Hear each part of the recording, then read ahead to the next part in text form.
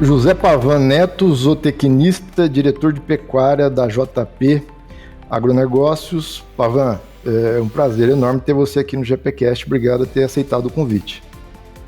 Eu que agradeço a oportunidade, muito feliz de estar aqui com vocês. Tem um ponto que, claro, você já respondeu sobre isso várias vezes, mas me chama muito a atenção. Vocês estão na terceira geração à frente da pecuária na fazenda. Então, claro, você é zootecnista, bobagem perguntar de onde é que veio o interesse pela zootecnia. O que eu quero saber é o seguinte, seu pai já esteve à frente do negócio, seu avô começou o negócio. Qual era o perfil de criador do seu avô? Qual era o perfil de criador do seu pai? E qual que é o perfil seu e do seu irmão, que eu sei que vocês estão juntos nessa hoje? Tem muita diferença? Você consegue enxergar esse quadro hoje? Mauri, acho que a gente, enquanto pecuarista, né, precisou evoluir junto com a pecuária, com a atividade. Então, acredito que antes a pecuária tolerava muito mais erros, né? Tinha um ciclo mais longo, a informação não era tão disponível quanto hoje, então as tomadas de decisões eram baseadas mais ou menos ali na sua caderneta, né? No caderninho. No caderninho. E enfim, o meu avô, na verdade, ele comprou a fazenda, no mesmo ano ele faleceu, então não teve nem o tempo de usufruir muito, apesar de ser do meio, de estar ali, acreditar no agronegócio, nessa propriedade que a gente está hoje, ele mesmo não teve essa oportunidade. Meu pai tocou o negócio muito tempo, com os irmãos, enfim, outros sócios, e era justamente isso que eu estava comentando, né? Antes você vendia um boi com 4, 5 anos de idade, ficava no pasto, a gente tinha um ciclo diferente, tinha um custo diferente, e hoje a gente tem muitas outras preocupações, justamente para transformar a atividade em competitiva, primeiro, né, para remunerar o nosso capital que está lá, para ser competitivo com outras atividades que tem disponíveis também na região ou ali, né, que oferece oportunidade para áreas como a fazenda. E eu acredito que sejam principalmente essas, né? Você falou, qual que era a principal atividade? Qual que era o ramo do seu avô? Seu avô comprou fazenda já, então, numa altura da vida. Ele trabalhava com o quê? Ele tinha um engenho, né, de cachaça, plantava cana, então era voltado mais para a cultura da cana, né? Então eles tinham... Depois tiveram criação de cavalo, tiveram leiteria, mas sempre voltado ali para o agro, né? Um pouco de pecuária, da fazenda, mas a atividade principal dele era o engenho. Seu pai é pecuarista de formação ou teve outra atividade? Meu pai é agrônomo também, né? Então eles tinham a empresa familiar, trabalhavam juntos lá, e aí ele acompanhou todo esse processo, desde a cana, passando pela pecuária de leite, até que migramos só para pecuária de corte hoje. Então passou por várias atividades dentro desse meio. Como é que é a JP Agropecuária, então, hoje? Qual que é o ramo de atividade da fazenda?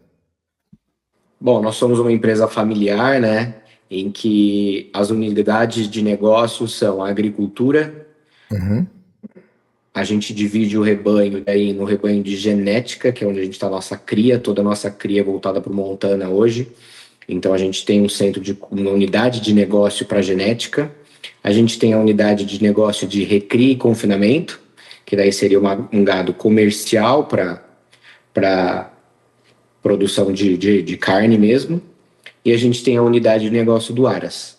Então, basicamente são essas. E tudo isso na região de Três Lagoas, é isso? A fazenda está na região de Três Lagoas, Mato Grosso do Sul? Exatamente. Qual que é o tamanho da pecuária de cria da JP hoje? A JP hoje faz 500 prenheses por ano, aproximadamente. Estamos falando aí de um rebanho de 500 matrizes. Você falou de um rebanho de genética, de um rebanho de seleção, que ele está todo hoje focado num rebanho montana. Como é que é o gado de produção comercial da fazenda? Vocês fazem esse completo, você falou, você tem confinamento. É tudo baseado no Montana, tem cruzamento Montana-Nelore. Quem visitar a fazenda vai ver quais rebanhos, que tipo de gado. Sim, a gente, além do rebanho de genética que a gente tem, né, que a gente adquiriu já um rebanho formado em 2011, e a partir de então der uma continuidade nessa seleção. A gente faz cruzamento do Montana, tanto com o Nelore quanto o F1 Angus, justamente para validar esses animais que a gente seleciona para testar esse cruzamento dentro de casa e simular exatamente o que o nosso cliente vai ter de resultado, tanto produtivo quanto financeiro, caso utilize a nossa genética. Então, caso você venha visitar a nossa propriedade, você vai ver um pouquinho de tudo. Então, inclusive, animais de cruzamento que a gente compra de terceiros para abastecer nosso confinamento, seja novilhas Montana, aí, Nelore, F1, é uma unidade que se baseia principalmente na compra do que tem disponível, né, desde que seja interessante a conta aqui para o confinamento. Então vamos entender. Você tem um rebanho de Nelore que você faz cruzamento. A reposição dessas fêmeas Nelore, você compra ou você produz? Compro. É um rebanho comercial. No caso da F1 Angus, então, também mesma coisa. Você produz as fêmeas F1 Angus ou você compra todas essas fêmeas para usar no comercial? Já produzimos um tempo, hoje a gente está comprando no mercado essa F1.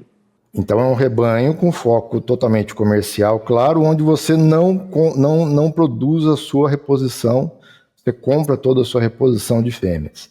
Quer dizer, a opção no gado comercial, e por comercial entende-se bezerros que vão ser abatidos no ciclo completo que você tem, a reposição dessas fêmeas todas, vocês optaram por comprar.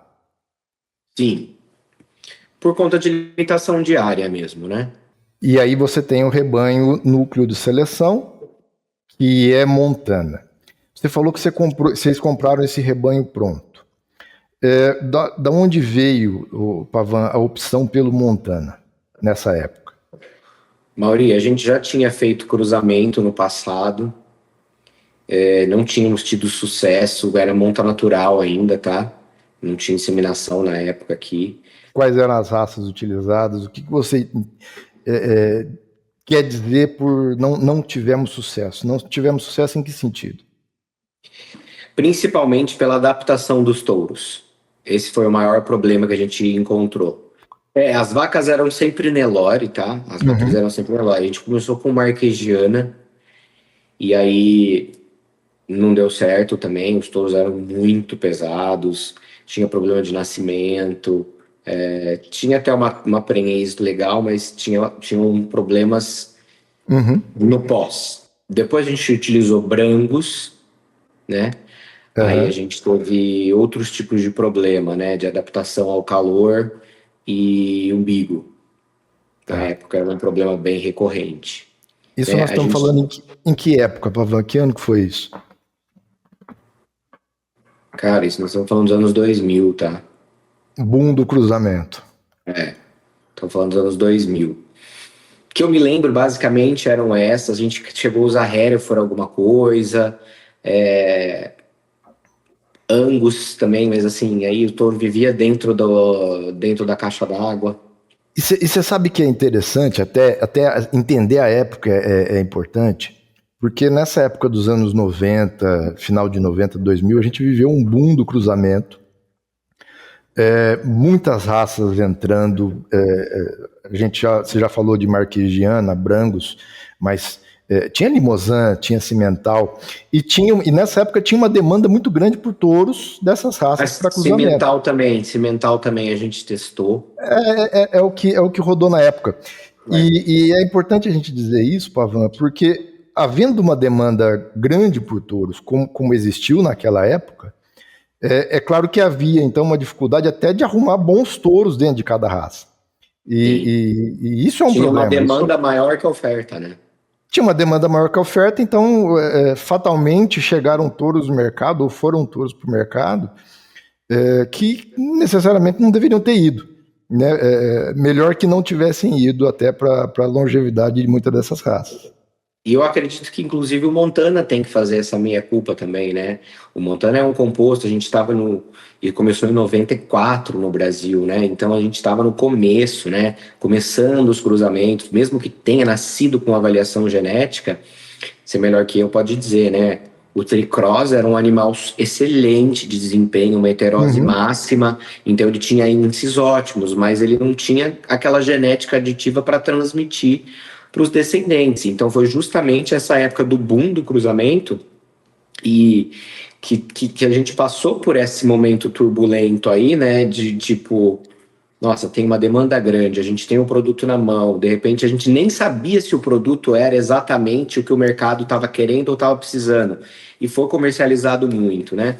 Mas voltando para minha experiência, acho que foi justamente isso, né? E a gente, ao longo do tempo, agora eu tive na Feicorte semana passada, acompanhar a evolução de todas as raças, né? De como quem ficou no Aham. cruzamento se dedicou a selecionar o animal que fosse adaptado, produtivo, com foco na carne, que é o principal do cruzamento hoje, na minha opinião. Então, a mudança de todos, assim, a gente, sem exceção, é nítida. É um amadurecimento geral, assim, Exato. do usuário, mas acho que principalmente, como você disse, do produtor de genética que ficou e está aí hoje, assim. É um cenário completamente diferente. Mas eu te perguntei do Montana, por que o Montana, e você me disse que, primeiro, não teve sucesso com as outras raças testadas. E aí, então, você... Alguma coisa com o Montana foi diferente. Como é que foi isso? Bom, então aí a gente encerrou o cruzamento naquela época, só que ao mesmo tempo a gente via a qualidade do bezerro, né? Mesmo que produzisse, a gente tinha, vamos supor, uma taxa de desmame baixa, o que se desmamava era muito bom, né? A gente Uhum. via um animal com desempenho, com precocidade, né? E com a vaca Nelore trazia uma adaptação que era necessária para o nosso ambiente. Mas ainda assim a gente, né, tinha sempre esse problema, uma baixa taxa de prenhez, problema com touro, problema de rosco, enfim. Aí encerramos a cria naquele momento. Mas Tá. ficamos com aquilo guardado, né? Poxa, o cruzamento entrega um resultado na primeira geração. Como que a gente pode voltar a fazer isso no futuro? Beleza, passaram 10 anos para aí, mais ou menos, um pouco menos. Eu fui para a faculdade de zootecnia, conheci o Montana lá dentro da USP de Pirassununga, que foi onde iniciou o seu trabalho de avaliação Uhum. genética do composto, através do professor Bento, professor Joani, que foi que apresentaram a primeira vez. O primeiro contato que eu tive foi numa sala de aula. Então, eles levaram um sumário do Montana numa aula de melhoramento genético e aí já me acendeu um primeiro alerta. Eu falei, opa, talvez esteja a solução aqui. O negócio, o slogan era composto tropical, né? Touros para campo e tudo mais. Eu falei, putz, se fosse 10 anos atrás, talvez a gente tinha encontrado uma solução mais viável para gente. Uhum. E beleza, fiquei com O, aquilo guardado.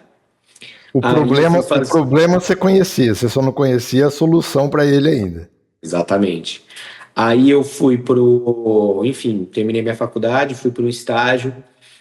E o meu orientador, o meu supervisor do estágio, era o zootecnista Juliano Roberto da Silva, que era, antes de estar na onde ele estava trabalhando, que eu fiz meu estágio no Nelore Motion CV, o, o Juliano trabalhou na Fazenda Madeiral, que era da onde o seu Carlos Maluía, onde eles tinham essa seleção do Bonsmar e do Montana Uhum. na época. E a gente conversava muito, ele, né, mostrou muitos dados da época que ele trabalhava, de como fazer a carne. Aí tinha a época do Bons Mara Beef, em que esse animal tricross produzia essa carcaça, essa carne que todo mundo queria.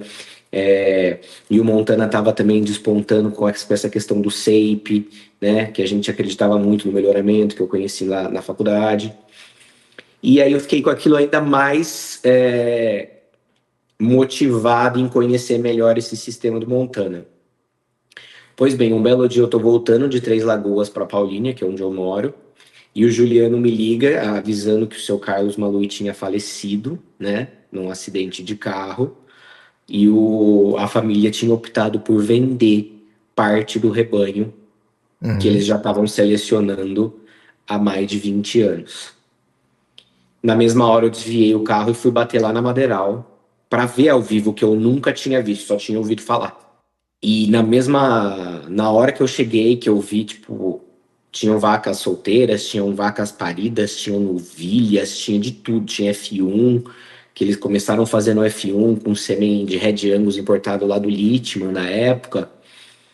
E na hora que eu vi o gado, que eu vi que o ambiente deles era bem parecido, nós estamos a 200 quilômetros de diferença ali da Madeiral para a Floresta hoje, que é a Fazenda Floresta. Eu falei, eu acho que esse é o gado que eu preciso. Esse é o gado que eu sempre quis ter e não consegui fazer. Entendeu? As vacas super produtivas, uns bezerros maravilhosos no pé, num ambiente que era bem parecido com o nosso, sabe? Com um manejo que não era diferente do nosso.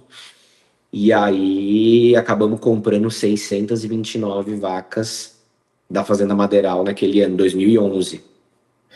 E assim começamos. De um rebanho que já estava dentro da base do Montana, já estava rodando, já tinha seleção. 100% dentro do programa, todas as comunicações, os bezerros ao pé com comunicado, as prenheces com comunicado, as novilhas com comunicação já de desempenho, de prenhez, de tudo, né? Tanto que elas vieram com SEIP, na época tinha vacas Bonsmara, vieram com registro e a gente deu continuidade aqui na nossa fazenda. Nós vamos falar um pouco do Montana em si agora, e para quem não conhece, explica um pouco o que é o conceito Montana. Tem algo bastante diferente das outras raças, porque o Montana é uma raça, é um composto, que ele já nasce de um programa CEIP, então já vem de uma filosofia diferente. Você, além de criador, você era o presidente até a gestão anterior, não da atual, mas você já foi presidente da Associação do Montana. Explique então um pouco, como é que é o projeto Montana, o que é o composto Montana, por que o Montana como raça, e até eu penso que como perfil de criadores tem uma diferença para as outras raças, exatamente por vir de um projeto CEIP, por já partir da avaliação genética. Explica um pouco do Montana em si. Bom, basicamente, Mauri, o Montana nasceu com a ideia de ser um composto, assim como o frango, o suíno tem linhagens, né? Em que você seleciona, busca introduzir genes de interesse, que às vezes você não tem determinada raça, mas tem outra, e buscar complementar esse animal com características diversas. O objetivo do programa é produzir um animal que seja produtivo, que tenha uma avaliação de desempenho, mas que não se limite num livro fechado. A gente pode explorar o que cada raça tem de melhor. Então a gente se baseia basicamente em 3 pilares principais para fazer o cruzamento. Um é a complementaridade entre raças, né? A gente busca a rusticidade do Nelore, busca a qualidade de carne do Angus, busca a adaptação e a precocidade do Bonsmara, por exemplo, das raças taurinas adaptadas. Dependendo da ocasião, a gente busca aumentar o nosso frame utilizando raças continentais. Então, busca o que cada grupo genético tem de melhor. Então, complementaridade primeiro. Segundo, na genética aditiva, pelo fato de você comercializar apenas os 27% melhores machos e fêmeas de cada safra, né? Isso te dá uma pressão de seleção enorme, em que garante que nós estamos comercializando somente os melhores reprodutores todo ano. Então, além de promover o cruzamento, promover com animais melhoradores. Genética aditiva aqui como conceito, como essência do termo em melhoramento, genética aditiva. Na base é genética aditiva, não a empresa tem agropecuária, empresa genética aditiva, mas nós estamos falando da genética aditiva em melhoramento. Exato. E para quem está nos ouvindo, genética aditiva é aquilo que, de fato, o animal consegue transmitir para a sua progênie. No cruzamento tem muita heterose, a gente sabe, mas a heterose não é transmissível. A genética aditiva, sim, é transmissível. Então, é o que, de fato, o animal consegue transmitir para a sua progênie. Mas vai lá, desculpa, só precisava pontuar que a genética aditiva ficou tão importante hoje que os termos se confundem. se apropriou do nome que veio do melhoramento, né? Mas justamente esse é o conceito. E a terceira pilar é justamente a ceterose, manutenção da heterose ao longo das gerações, em que esse animal, principalmente, né, para que você selecione, consiga explorar, porque a gente sabe que a heterose é o almoço grátis na pecuária hoje, né? Você cruzar animais geneticamente distintos, você vai ter resultados basicamente maiores do que a média dos pais puros, né? Resumindo bem a conversa, você pode explicar melhor para o ouvinte essa questão. Mas então é basicamente esses 3 pilares. Então a gente pode selecionar animais, algumas regras dentro dos grupos genéticos, né? Que acho que mais para frente a gente pode explorar isso, não sei se fica muito confuso. Algumas regras não, muitas regras, o sistema é muito bem estabelecido, é muito bem caracterizado para que haja uma coerência dentro desses cruzamentos. Então isso senão vira uma coisa, forte, vira uma salada, né? Vira uma confusão, né? Não pode tudo, não pode todas as proporções, lógico, tem regras. Quando eu falo que a gente pode usar qualquer raça, é justamente com critério, né? Não é simplesmente, vou pegar um fulano com um ciclano e vou ter um montana, não. Tem que ter no mínimo 3 raças, tem um limite para cada grupo genético, e o principal, ele tem que ter o shape, né? Não adianta nada você fazer um animal super interessante do ponto de vista genético, se ele não morfológico, às vezes tem um biotipo, mas não tem um valor genético para transmitir. Então, o Montana nasceu já dentro do melhoramento genético, justamente para ter essa segurança do que a gente estava fazendo. Então, vamos lá. Se a gente pensar, por exemplo, na BCZ, todo animal Nelore registrado, aliás, todo animal que nascer e que é Nelore, filho de Nelore registrado, de uma vaca registrada, com um touro registrado, esse animal vai receber um certificado da ABCZ, se ele for aprovado pelo técnico, de que ele é um Nelore puro de origem, ele tem lá o certificado dele. No Montana tem diferença. No Montana não basta ser, para receber o certificado, que é o CIP, Certificado Especial de Identificação de Produção, não basta ele ser filho de Montana com Montana. O que ele precisa ter para receber esse certificado? Bom, esses projetos como esse, né, de SAPE, de posse da avaliação genética, do índice estabelecido, isso tudo é validado pelo Ministério da Agricultura, né? Então é um projeto técnico que precisa da aprovação do Ministério para ser chancelado com esse certificado no final. Beleza, definimos essas DEPs, definimos o nosso índice, o Ministério aprovou. Toda safra você vai gerar um relatório com os índices maiores e os índices menores, né? Isso, logicamente, vai ter uma distribuição numa curva, né, normal, em que metade está acima da média, metade está abaixo da média, certo? Você tem, em qualquer lote, você tem cabeceira meio fundo, numa safra Montana não é diferente, você tem cabeceira meio fundo em relação àquela safra, metade para cima e metade para baixo. Exatamente.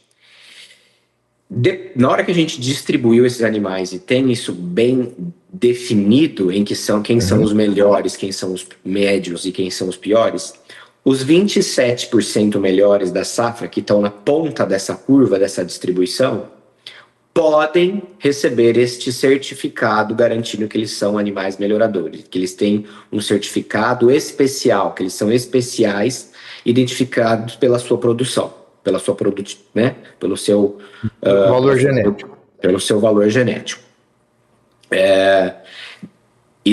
Terminamos esse passo. Então, temos o controle genealógico, temos o controle de desempenho que vai gerar as DEPs, temos o índice, temos o SAPE. Na hora que a gente define quem são os candidatos a receber o SAPE, os técnicos, hoje que a principal é a Gabriela Giacomini, e agora, adentrando dentro do programa Gene Plus, imagino que novos terão essa capacidade de nos ajudar a escolher esses animais. E inspecionamos um a um para ver se estão dentro do padrão da raça. De aprumos, temperamento, adaptação, se não tem nenhum defeito, se a pelagem está adequada, enfim. Então, todos os animais que nascem, aqui especialmente falando dos machos, 27% podem receber o SAPE. Logicamente, nem todos vão receber o SAPE, porque parte ainda vai ser descartado nessa inspeção. Então, é uma pressão de seleção muito grande, tem muito descarte todo ano. Ou seja, um touro montana com CEIP significa que obrigatoriamente ele estava na cabeceira da raça, porque ele estava entre os 27% melhores da safra produzida. 27 é um pouco menos do que um terço, então se a gente pensar em cabeceira meio fundo, ele está na cabeceira. Não só isso, ele, quer dizer, geneticamente falando, em termos de avaliação, ele está lá na cabeceira, e além disso, ele passou pelo crivo dos técnicos da associação, que são cadastrados no Ministério para isso, que aí já não considera mais a avaliação genética. Ele pode ter a melhor avaliação da genética da safra, se ele não tiver condições de funcionalidade, de aprumo, se não tiver tudo correto lá nele como animal, ele não vai ganhar esse certificado. Então, é a união das duas linhas que a gente, como GenePlus, preconiza muito, Pablo. Sim.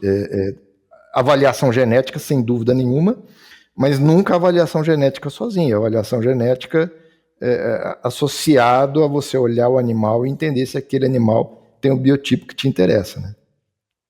É isso, né? Acho que quem de fato promove o melhoramento genético precisa andar com essas duas vertentes, né? Equilibradas. O animal precisa ser bom no papel, precisa ser bom no visual, e só assim a gente vai de fato conseguir ter gerações melhores e promover cruzamento melhor, enfim. É a união das duas coisas, né? O genótipo com o fenótipo, e isso vai, de fato, gerar um animal melhorador. Esse é um ponto importante que eu acho que diferencia o Montana de outras raças, o fato de vir desse processo, que é um processo de seleção baseado em critérios de avaliação genética e critérios morfológicos de funcionalidade, rusticidade, adaptação, enfim. O Pavão, você acha que esse conceito, assim, o criador que está dentro do Montana, por si só, por fazer parte disso, ele já tem um perfil diferente da média dos criadores? Porque não é simples, né? Não é algo que, se você pensar num criador que cria Nelore, e a questão econômica é importantíssima. Quanto mais touros ele produzir, melhor. Quanto maior o aproveitamento, melhor. E, na verdade, nessa situação do Montana e na situação de todo o projeto CEIP, obrigatoriamente, obrigatoriamente não, mas o aproveitamento dos animais ele parte de 27%, no máximo. Como é que você enxerga isso? Acho que são respondendo basicamente duas perguntas, né? Acho que o perfil do pecuarista precisa estar disposto a medir muita coisa, né? Tem que estar disposto a descartar muita coisa, né?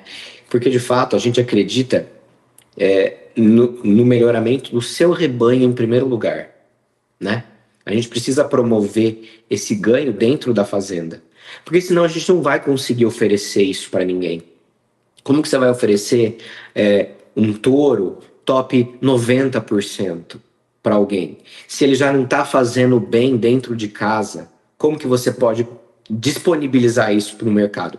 Eu, na minha concepção, se eu for buscar alguma coisa fora daqui, que seja melhor que a minha, para agregar, para somar, para trazer algo que eu não tenha. Então, tem que estar disposto a descartar. Puxa, você fala, de 1.000 nascimentos, já é certeza que você vai descartar 770. Uhum. 730. Entendeu? Não sei que na média ali, se você seja uma fazenda muito eficiente, esteja com o seu, né? E tem uma outra no grupo que marca um pouco menos, você marca um pouco mais. Mas você já parte daí. Você já parte que esses animais vão virar carne.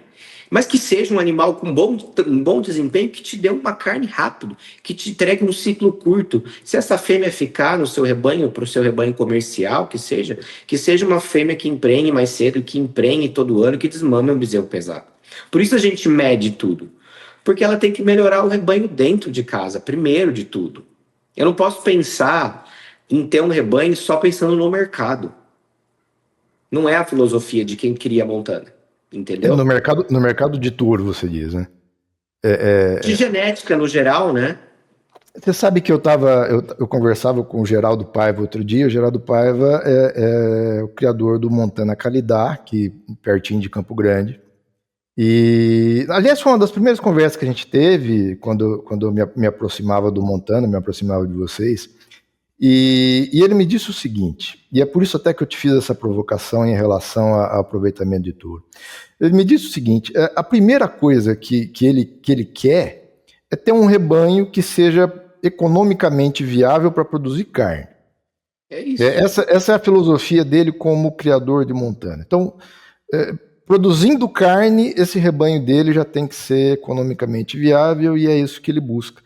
É uma cabeça muito diferente, Pavan, e eu convivo com muitos criadores, e te fiz essa pergunta para entender se isso é um raciocínio que só ele tem, ou que é marcante dentro do criador de Montana. E eu imagino que sim, e é isso que você está me dizendo. Não, eu tô alinhado, né, com o Geraldo, sem combinar a resposta, demos a mesma resposta, tanto que a gente está no mesmo grupo. Inclusive, né, o Maurício sabe, a gente precisa, nós da JP, a gente quer essa carne, a gente precisa dessa carne para abastecer nossa marca de carne, para abastecer nossa loja, para promover, para poder levar essa carne, que só assim a gente entende que o cliente final, tanto o consumidor de carne quanto o consumidor de touro, produtor de bezerro, vai entender o que a gente está fazendo, né? Pô, você produz uma carne que a gente quer consumir, que a gente teve na FEICORT semana passada, nós servimos 400 porções de carne por uma degustação, e em 3 horas acabou o nosso churrasco, de tanto sucesso que fez a nossa novilha Montana lá. E ainda estou ganhando dinheiro com esse sistema de produção. A pessoa fica triste às vezes com descarte. Eu acho que eu fico até feliz, porque eu estou fazendo mais carne, entendeu? Estou fazendo a carne que eu preciso produzir. É isso aí. Você falou da carne, e vamos falar um pouco sobre isso. Você tem a grife JP Beef. Quando é que começou esse projeto? Como é que faz sentido no seu caso? Eu acho que a história é muito coerente. Você trabalha com uma raça de grande proporção de sangue taurino, qualidade de carne, cruzamento, e você tem uma fazenda de ciclo completo. Como é que está a JP Beef hoje? Então, Mauri, depois que a gente entrou no Montana, a gente já começou a ver o resultado, né? A gente estava desmamando um bezerro pesado, uma novilha que emprenhava cedo, um touro que cobria bem a campo, tava tudo maravilhoso. Mas e daí, essa carne depois? Como é que é? Aí começamos a experimentar a carne, né? Tava mandando para commodity. Por quê? Por muitas vezes eu tive aquele pensamento de, tipo, quanto mais touro eu vender, melhor. Quanto mais sêmen eu vender, melhor. E eu fui mudando, logicamente. Eu mudei esse conceito logo no começo, porque eu vi que o papel era melhorar o rebanho dentro de casa. Enfim, tava sendo mais produtivo. Mas e a carne? É uma carne normal? É uma carne comum? É a carne que as pessoas querem comer? E aí começamos a fazer o ultrassom de carcaça. E aí já foi o primeiro estado. Começamos a achar animais que já tinham marmoreio, que não era fácil de encontrar, mas tinha. Animais com 2 desvio padrão acima da média para a área de olho de lombo, ou seja, um animal que era uma carcaça que no olho você não identificaria. Era um animal comum, mas que, do ponto de vista do ultrassom, era um animal super produtivo, muito mais que os outros. Animais que já tinham acabamento de gordura. Por que esse animal tem 2 vezes mais gordura do que aquele, dentro do mesmo grupo? E aí a gente começou a se atentar para essas características. Enfim, começamos a fazer um abate experimental. Eu falei, vamos experimentar essa carne? Eu mesmo nunca tinha comido, já tinha uma coisa ou outra. E na hora que a gente experimentou, meu irmão, cara, eu falei, não acredito que nós estamos mandando isso para commodity, para qualquer lugar, não estamos nem sabendo. Nós estamos deixando dinheiro na mesa. Nós estamos deixando dinheiro na mesa, essa é a carne que a gente quer comer todo dia, no churrasco, no dia a dia, essa é a carne que a gente precisa. E aí fizemos uma parceria, tive a felicidade de encontrar um parceiro, que é o Frigodil, aqui o frigorífico de Três Lagoas, em nome do Marcos Ribeiro, que eu tenho certeza que vai estar assistindo essa gravação, esse podcast. Frigodil. Frigodil. De Três Lagoas, é isso. Tá. E ele estava começando uma linha também de animais F1 Angus e tal. Eu falei, deixa eu fazer um abate das minhas novilhas para ver se é equivalente. E, cara, é o mesmo padrão, é a mesma carne, é um produto super... me arrisco a dizer que com talvez uma padronização um pouco melhor, porque o F1 tem F1s e F1s tem Nelores, Angus e Angus. O Montana com uma geração a mais, que é a carne que a gente já faz, vamos partir do princípio que a gente faz um tricross, né, com essa F1 Angus cruzado com Montana, enfim, dá uma padronização muito melhor, com uma variabilidade menor no resultado das carcaças. E uma maior porcentagem de sangue taurino também, que por si só já garante bastante qualidade de carne, principalmente em termos de maciez, né? Nós trabalhamos com uma média de 75% de sangue taurino. Tá. Então, assim, as novilhas não perdem para nenhuma dessas raças que estão fazendo. Hoje a gente trabalha com novilha, mas ainda vamos testar macho castrado esse ano e quero voltar aqui o ano que vem com esse resultado. Qual que é o padrão? Então, qual que é o padrão de carcaça e de animal que você estabeleceu para essa grife de carne? Você está falando de fêmeas? Hoje a gente é baseado em fêmeas. A gente trabalha com fêmeas de 18 a 30 meses. Então ela me serve uma novilha super precoce que ficou vazia e uma primípara que desmamou um bezerro aí até os 30, 32 meses que ficou vazia. Então é basicamente a minha novilhas e primíparas Montana. Com esse grau de sangue de 75% taurino. Confinadas do nosso confinamento aí pelo menos 90 a 100 dias de coxo, com uma dieta de alta energia, com alta concentração de grãos, mas que ela tenha passado essa recria a pasto, justamente para conferir esse sabor, né? Então, a gente não usa caroço de algodão, então são fêmeas precoces, terminadas em confinamento, com 75% de sangue taurino. Basicamente é isso que sustenta a nossa marca hoje. Se a gente pensar para fêmea super precoce não, mas para fêmeas já a partir de 2 anos, 100 dias de confinamento é bastante coisa. Economicamente, como é que essa conta fecha? Mauri, como a gente mantém uma suplementação o ano todo, eventualmente a gente consegue um acabamento de carcaça com menos tempo. Então, a gente consegue... eu falo 90 a 100 dias, mas o que manda para nós é o acabamento, né? A gente precisa ter pelo menos 5 a 7 frigorífico 5 a 7 milímetros de gordura no ultrassom. No frigorífico isso vai dar um acabamento uniforme, é isso? Mediano ou uniforme? Acabamento uniforme, exatamente. Tá. Então, como a gente está trabalhando com fêmea, muitas vezes esse tempo pode ser reduzido.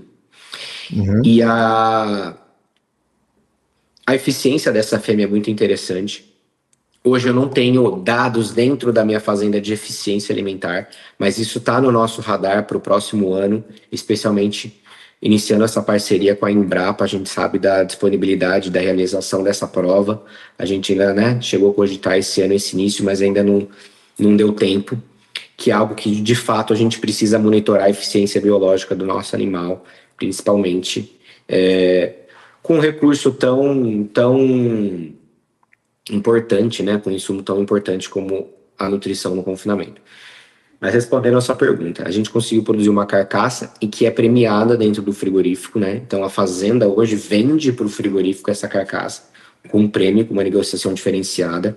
E aqui vale lembrar que esses animais se encaixam em qualquer programa de qualidade de carne. Não precisa, a gente optou por marca própria para explorar essa verticalização toda, tendo em vista que a gente não investir em mais área, não investir, ampliar nosso patrimônio em terra. Então a gente intensificou tudo que a gente podia dentro da fazenda e ainda não intensificamos tudo, né? Ainda tem muito ainda a ser feito.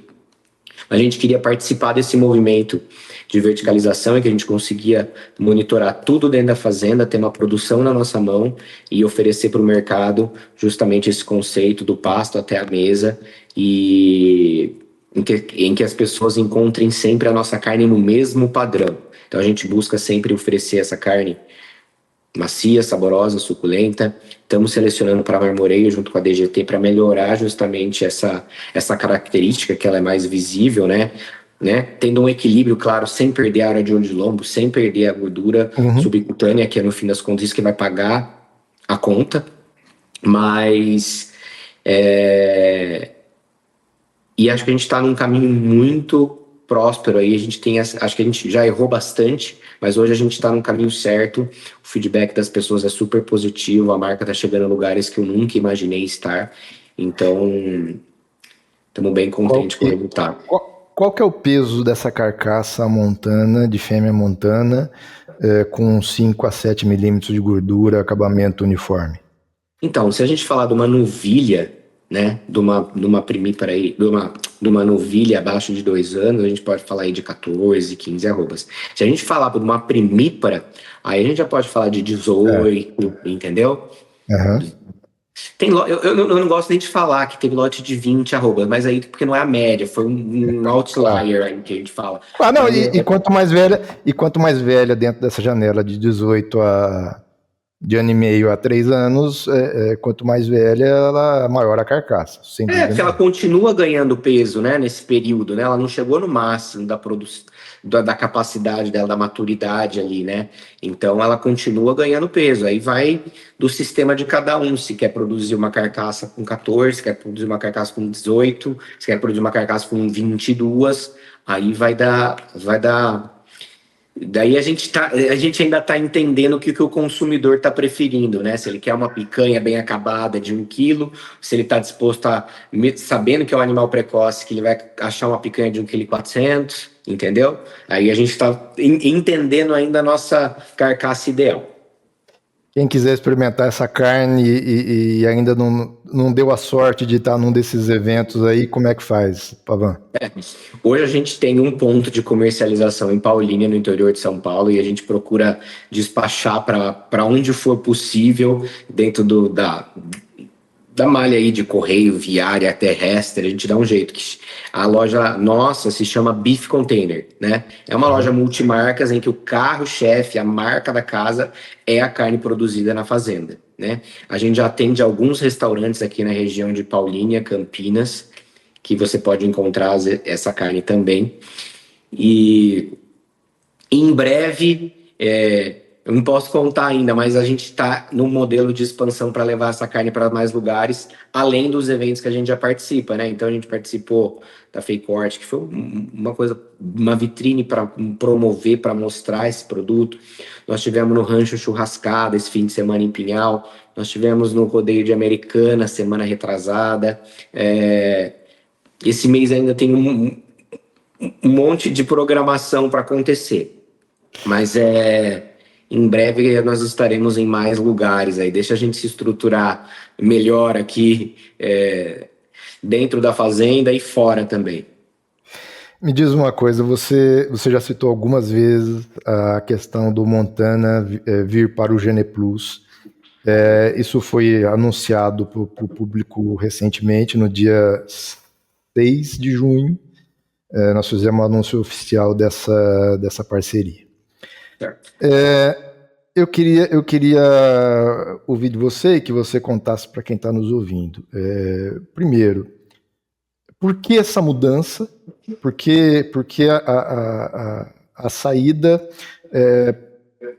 a equipe responsável pela avaliação genética do Montana era a equipe da USP, professor Joanir, professor Bento, que são pessoas de competência inquestionável, e tiveram juntos desde o princípio, e fizeram a criança crescer. O que motivou essa mudança e por que o Gene Plus, Pavan? Essa é a hora de eu entender o motivo da escolha. Justamente a USP de Pirassununga, né, está conosco desde o começo, né?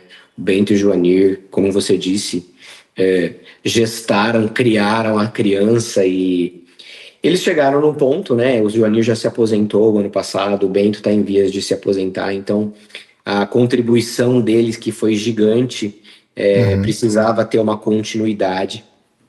E a gente enxergou no Gene Plus esse parceiro que tivesse alinhado justamente com a nossa filosofia, né? Em que a gente continuasse fazendo, promovendo o melhoramento, em técnicos que tivessem essa botina no campo para conseguir identificar esses animais, nos ajudar nessa seleção e um posicionamento diferente do Montana para o mercado, né? Estando num grupo maior em que a gente já teve presente no evento, em que a gente pôde ver a parceria independente da raça ali, a gente teve com animais, com criadores de Nelore, do Santa Gertrudes, do Cenepol e outras raças que vocês atendem, e a gente percebeu que estando ali a gente estaria alinhado também, inclusive com outros criadores, em que a gente podia participar de uma prova de eficiência alimentar, né, e promover essa raça que é tão grande que talvez a gente tenha ficado muito acanhado até então no mercado. Então, chegou a hora da gente, né, tá num ambiente diferente em que a gente pudesse mostrar mais nosso trabalho sem perder a nossa essência e com certeza somando com toda a equipe de vocês aí em seu nome, Gilberto, o próprio Ivan, que são pessoas que a gente teve a oportunidade de conhecer, já que a gente está muito contente de iniciar essa parceria. Nós é que ficamos honrados. Mais uma vez, a vinda do Montana para nós é algo que muito nos orgulha e faremos de tudo possível para honrar todo o trabalho que já foi feito e dar continuidade nisso e avançar ainda mais. Você também já falou dos eventos que você tem participado, FEICORT, você teve aqui na Semana Genética do MS, e eu tenho te visto também em outros eventos importantes no país, onde se discute a pecuária, onde se discute produção de carne. Eu não quero saber de você o que você viu nesses eventos. O que me motiva a te perguntar é o seguinte: você é um cara que está no campo e você tem as suas aflições, você tem os seus apertos, você tem as suas dificuldades como produtor de genética, como produtor de carne, como produtor comercial. O que você acharia que seria importante estar sendo discutido nesses eventos e você não tem visto isso ser trazido à tona? Muita coisa se discute sobre carcaça, muita coisa se discute sobre DEPS. Você enxerga alguma coisa de diferente que esses eventos poderiam esclarecer ou discutir e que é uma preocupação sua como criador? Cara, eu vou falar sobre um pouco da minha dificuldade, de repente o que me faltou ainda nessa trajetória e que eu acho que é principalmente a gestão da fazenda como uma empresa, né? Eu acho que a gente precisa deixar, às vezes, um pouco de ser técnico demais e focar, às vezes, em questões como viabilidade econômica dos projetos, gestão de pessoas é uma pauta que está sempre rondando pela dificuldade que a gente está. Então, eu focaria, acho que nessas duas coisas. Eu acho que a gente, às vezes, deixa esse assunto debaixo do tapete, porque às vezes a gente não quer meter o dedo na ferida, né? De falar, putz, vamos trazer esse case aqui, será que esse cara tá ganhando dinheiro fazendo isso que ele tá fazendo? Vamos olhar esses números com calma. Eu acho que, cara, senão daqui a pouco a gente vai estar perdendo mais gente, né, na atividade, vão partir para outras, vão vender a fazenda, não vão ter sucessores. Então, eu gostaria de ouvir mais sobre isso. Principalmente os caras que fazem conta, e é desses caras que a gente precisa, né? Então, eu acho que a gente podia ser um pouco menos técnico e um pouco mais, não sei qual que é a melhor palavra para definir, mais gerencial, mais gestor, não sei. Acho que iria um pouco mais por esse lado, sabe? Para gente fechar, para a gente já caminhar para o final, eu tenho mais 2 pontos que eu queria trazer com você. O último ponto é rapidinho, mas esse talvez agora seja mais um pouco mais delicado. Você está na terceira geração. Você acha que a fazenda vai para a quarta geração, vai para a quinta geração? Como é que você vê essa questão da sucessão? A sua, até esse ponto, deu certo, mas e daí para frente? Como é que você está vendo o mundo hoje e a dificuldade sua de fazer a quarta geração à frente da fazenda? Cara, muito difícil prever. Hoje meus filhos têm 6 e 8 anos, meu sobrinho tem 60 dias e a gente não sabe ainda quais são os anseios deles enquanto pessoas e se eles escolherem ir para essa área, a gente vai ficar super feliz. Se eles escolherem seguir para outras áreas, a gente vai ficar feliz do mesmo jeito, né? O que a gente pode fazer enquanto pais, enquanto preparar esses sucessores, é um pouco do que meus pais fizeram, né? Entender que aquilo pode não estar lá para sempre, primeiro ponto. Então, se prepare para sobreviver, contando ou não com aquilo, né? Então, esteja preparado para o mundo, para o mercado, que aquilo pode um dia não estar. Então, a gente já partiu desse primeiro princípio. Agora, se você quiser estar, se você, né, tiver essa vontade, vai ter que se capacitar, vai ter que se entender que aquilo é uma empresa, vai ter que, de repente, tem empresas fazendo processo seletivo dentro dos familiares hoje, não sei se é uma necessidade, se vai ser uma necessidade nossa, mas acho que quanto mais profissionalizar, acho que mais a gente vai garantir a sucessão, porque os sucessores, independente dos nossos ou não, vão entender que aquilo é uma empresa que gera resultado, que tem lucro, que eles podem trabalhar naquilo, ou que eles podem manter aquele negócio como uma fonte de renda. Maravilha. E arraste a molecada para a fazenda e para os eventos, porque se deixar solto aí é que não vai acontecer mesmo, né? Mas é isso que a gente faz enquanto pais, né? A gente mostra o meio que a gente vive, tenta levar nas partes boas para eles se animarem, né? Às vezes mostra um lado difícil para entender também que aquilo não é só oba-oba, só churrasco, né? Só andar a cavalo, enfim. E aí eles tomam a decisão deles, né? Então, deixa livre, né? Tem que ser feliz. Se for fazendo isso, que seja bem-vindo. Pavan, passa o contato, a rede social principalmente da JP Beef, como é que o pessoal encontra vocês na internet?